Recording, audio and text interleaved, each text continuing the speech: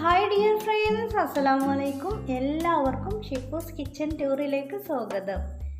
ഇന്ന് ഞാൻ ഉണ്ടാക്കുന്നത് ബ്ലൂ വെൽവെറ്റ് കേക്കാണ് റെഡിയാക്കുന്നത്. അപ്പം നമുക്ക് എല്ലാവർക്കും സിമ്പിളായിട്ട് റെഡിയാക്കാൻ പറ്റിയിട്ടുള്ളൊരു കേക്കിൻ്റെ റെസിപ്പിയാണത്.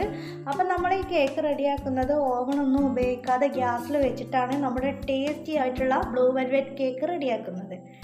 അപ്പം നമുക്ക് ഇതെങ്ങനെ റെഡിയാക്കുന്നതെന്നുള്ളത് നോക്കാം. അപ്പം നമുക്ക് പെട്ടെന്ന് തന്നെ വീഡിയോയിലോട്ട് പോകാം.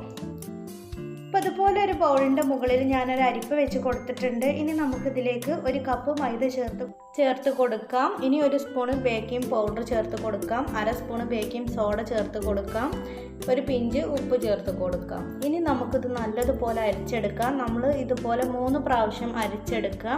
അല്ലെങ്കിൽ നമ്മളൊരു 2-3-4 മിനിറ്റ് നല്ലതുപോലെ മിക്സ് ചെയ്തെടുക്കുക. നമ്മുടെ ബേക്കിംഗ് പൗഡറും ബേക്കിംഗ് സോഡയും ഉപ്പൊക്കെ എല്ലാ ഭാഗത്തേക്കും എത്താൻ വേണ്ടിയിട്ടാണ് നമ്മളിതുപോലെ 3 പ്രാവശ്യം അരിച്ചെടുക്കുന്നത്. അല്ലെങ്കിൽ നല്ലതുപോലെ മിക്സ് ചെയ്തെടുക്കുക. ഇനി നമുക്ക് ഇതൊന്ന് മാറ്റി വെക്കാം. ഇനി നമുക്കൊരു ബൗൾ എടുത്തിട്ട് ഈ ബൗളിലേക്ക് 3 എഗ്ഗ് ചേർത്ത് കൊടുക്കാം.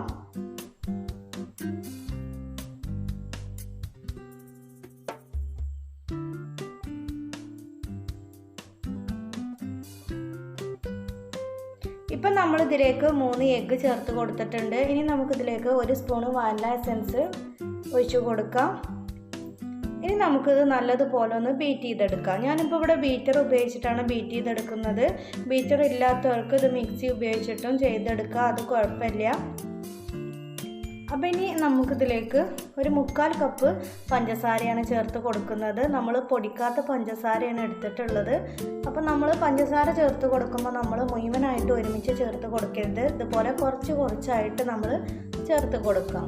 ഇനി നമുക്ക് ഇത് പഞ്ചസാര മുഴുവനായിട്ടും ഇതുപോലെ കുറച്ചിട്ട് കൊടുത്തിട്ട് നമുക്ക് നല്ലതുപോലെ ഒന്ന് ബീറ്റ് ചെയ്തെടുക്കാം. ഇപ്പം നമ്മൾ ഇതിലേക്ക് ഒഴിച്ച് കൊടുക്കുന്നത് ഒരു 1/4 കപ്പ് സൺഫ്ലവർ ഓയിലാണ് ഒഴിച്ച് കൊടുക്കുന്നത്. ഇനി നമുക്കിതൊരു 2-3 മിനിറ്റ് ഒന്ന് ബീറ്റ് ചെയ്തെടുക്കാം. സൺഫ്ലവർ ഓയിൽ ഒഴിച്ച് കൊടുത്തിട്ട് നമ്മൾ കൂടുതൽ ബീറ്റ് ചെയ്യരുത്, അത് നമ്മൾ പ്രത്യേകം ശ്രദ്ധിക്കണം. ജസ്റ്റ് ഒന്ന് ബീറ്റ് ചെയ്തെടുത്താൽ മാത്രം മതി. ഇനി നമ്മൾ ഇതിലേക്ക് ഒഴിച്ച് കൊടുക്കുന്നത് ബ്ലൂ കളറാണ് ഒഴിച്ച് കൊടുക്കുന്നത്. നമ്മൾ ബ്ലൂ വെൽവെറ്റ് കേക്കാണല്ലോ റെഡിയാക്കുന്നത്. അപ്പം നമുക്ക് ബ്ലൂ കളർ കിട്ടാൻ വേണ്ടിയിട്ട് നമ്മൾ ബ്ലൂ കളറാണ് ചേർത്ത് കൊടുക്കുന്നത്. ഇനി നമുക്ക് അത്യാവശ്യം കളർ വരുന്നത് വരെ നമുക്ക് കളർ ചേർത്തിട്ട് ഇതുപോലെ നല്ലതുപോലെ ഒന്ന് മിക്സ് ചെയ്തെടുക്കാം. അപ്പോൾ എൻ്റെ കയ്യിൽ ഒരു ലൈറ്റ് ബ്ലൂ ആണുള്ളത്. അപ്പം ഞാൻ അതാണ് ചേർത്ത് കൊടുക്കുന്നത്. നിങ്ങൾക്ക് ഡാർക്ക് ബ്ലൂ ഉണ്ടെങ്കിൽ അതും ചേർത്ത് കൊടുക്കാം. ഇപ്പം നമ്മുടെ കളറൊക്കെ ചേർത്ത് കൊടുത്തിട്ട് നമുക്കിതുപോലെ കളർ കിട്ടിയിട്ടുണ്ട്. ഇനി നമുക്കിതിലേക്ക് നമ്മൾ നേരത്തെ അരിച്ച് മാറ്റി വെച്ചിട്ടുള്ള ഡ്രൈ ഇൻഗ്രീഡിയൻസ് കുറച്ചായിട്ട് ചേർത്ത് കൊടുത്തിട്ട് നമുക്ക് നല്ലതുപോലെ ഒട്ടും കട്ടയില്ലാതെ തന്നെ മിക്സ് ചെയ്തെടുക്കാം. നമ്മൾ ഒരുമിച്ചിട്ട് ഡ്രൈ ഇൻഗ്രീഡിയൻസ് ചേർത്ത് കൊടുക്കരുത്, കുറച്ചായിട്ട് ഇതുപോലെ ചേർത്ത് കൊടുക്കാം.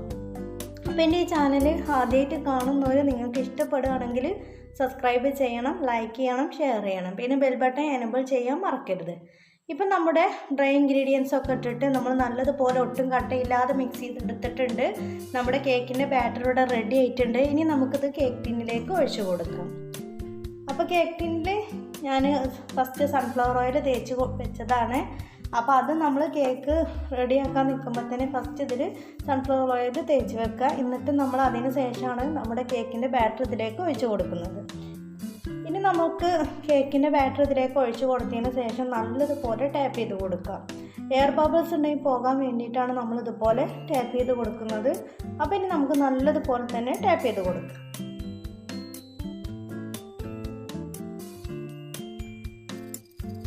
അപ്പോൾ ഞാൻ ഗ്യാസിൽ ഈ പാത്രം വെച്ച് കൊടുത്തിട്ടുണ്ട്. ഞാനിപ്പോൾ ഈ പാത്രത്തിലാണ് നമ്മുടെ കേക്ക് റെഡിയാക്കുന്നത്.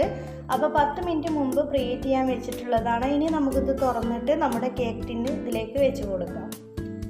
ഇപ്പം നമ്മുടെ കേക്ക് ടിന്ന് ഇതിലേക്ക് വെച്ച് കൊടുത്തിട്ടുണ്ട്. ഇനി നമുക്ക് അടച്ച് വെച്ചിട്ട് തീ ഒരു സിമ്മിലിട്ട് കൊടുത്തിട്ട് ഒരു 30-35 മിനിറ്റ് വരെ നമുക്കൊന്ന് വെയിറ്റ് ചെയ്യാം. അത് കഴിയുമ്പോൾ തന്നെ നമ്മുടെ കേക്ക് നല്ല പെർഫെക്റ്റ് ആയിട്ട് വരും. ഇപ്പം നമ്മുടെ കേക്കൊക്കെ നല്ലതുപോലെ ബേക്കായി വന്നിട്ട് ഞാൻ ഇവിടെ ലെയറായി കട്ട് ചെയ്തെടുത്തിട്ടുണ്ട്. അപ്പം 4 ലെയറായിട്ട് കട്ട് ചെയ്തെടുക്കാൻ വേണ്ടിയിട്ട് എനിക്ക് കിട്ടിയിട്ടുണ്ട്. കട്ട് ചെയ്തെടുക്കുന്ന വീഡിയോസിൻ്റെ അടുത്ത് മിസ്സായി പോയതാണ്. ഇനി നമുക്ക് നമ്മുടെ കേക്കിലേക്ക് വേണ്ടിയിട്ടുള്ള വിപ്പിംഗ് ക്രീം ഒന്ന് ബീറ്റ് ചെയ്തെടുക്കാം. അപ്പോൾ 1.5 കപ്പ് വിപ്പിംഗ് ക്രീമാണ് ഞാൻ എടുത്തിട്ടുള്ളത്. ഇനി നമുക്കിത് നല്ലതുപോലെ ഒന്ന് ബീറ്റ് ചെയ്തെടുക്കാം. ഇപ്പം നമ്മുടെ ക്രീമൊക്കെ ഇവിടെ നല്ലതുപോലെ ബീറ്റ് ചെയ്തെടുത്തിട്ടുണ്ട്. നല്ല സ്റ്റിഫായിട്ട് തന്നെ വന്നിട്ടുണ്ട്, കണ്ടല്ലോ. ഇനി നമുക്കിത് നമ്മുടെ കേക്കിലേക്ക് വെച്ച് കൊടുക്കാം. അപ്പം ഞാൻ ഫസ്റ്റ് ലെയർ കേക്ക് ഇവിടെ വെച്ച് കൊടുത്തിട്ടുണ്ട്. ഇതിൻ്റെ മുകളിലൂടെ നല്ലതുപോലെ ഷുഗർ സിറപ്പ് തേച്ച് കൊടുക്കാം. ഇനി നമുക്ക് ഇതിൻ്റെ മുകളിലൂടെ നമ്മുടെ വിപ്പിംഗ് ക്രീം തേച്ച് കൊടുക്കാം.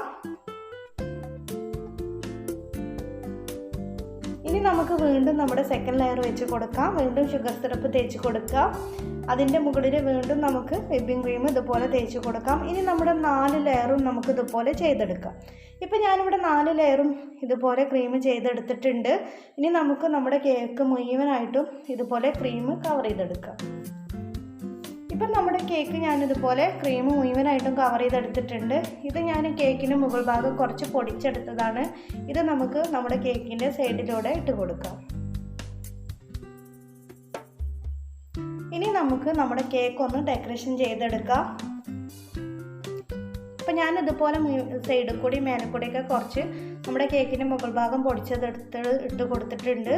ഇനി നമുക്ക് 2 റോസൊക്കെ വരച്ചിട്ട് നമ്മുടെ കേക്ക് ഒന്ന് സുന്ദര കുട്ടപ്പനാക്കിയിട്ടെടുക്കാം. ഇതൊക്കെ നിങ്ങൾക്ക് നിങ്ങളുടെ ഇഷ്ടത്തിന് അനുസരിച്ചിട്ട് ചെയ്തെടുക്കാം.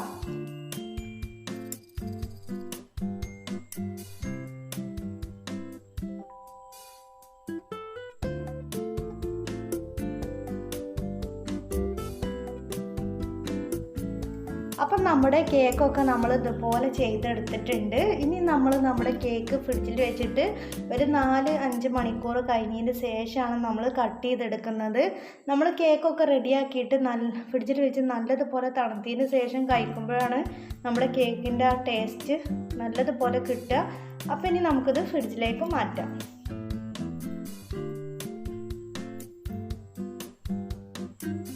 ഇപ്പം നമ്മുടെ കേക്കൊക്കെ 4 മണിക്കൂറൊക്കെ കഴിഞ്ഞ് നമ്മൾ ഫ്രിഡ്ജിൽ നിന്ന് എടുത്തിട്ടുണ്ട്. ഇനി നമുക്ക് നമ്മുടെ കേക്ക് ഒന്ന് കട്ട് ചെയ്ത് നോക്കാം. നല്ല സോഫ്റ്റാണ്, കഴിക്കാനും നല്ല ടേസ്റ്റാണ്. അപ്പോൾ നിങ്ങളെല്ലാവരും ഇതുപോലെ ഒന്ന് ട്രൈ ചെയ്ത് നോക്കണം. അപ്പോൾ ഇനി നമുക്ക് നമ്മുടെ കേക്ക് ഒന്ന് കട്ട് ചെയ്ത് നോക്കാം. ആ ലെയറൊക്കെ നല്ല പെർഫെക്റ്റ് ആയിട്ട് തന്നെ കിട്ടിയിട്ടുണ്ട്. അപ്പോൾ വീഡിയോ ഇഷ്ടപ്പെട്ടാൽ ലൈക്ക് ചെയ്യാൻ മറക്കരുത്. അപ്പോൾ ഇൻഷാ അല്ലാഹ് ഞാൻ വേറൊരു വീഡിയോസുമായിട്ട് വീണ്ടും വരാം. Thank you for watching.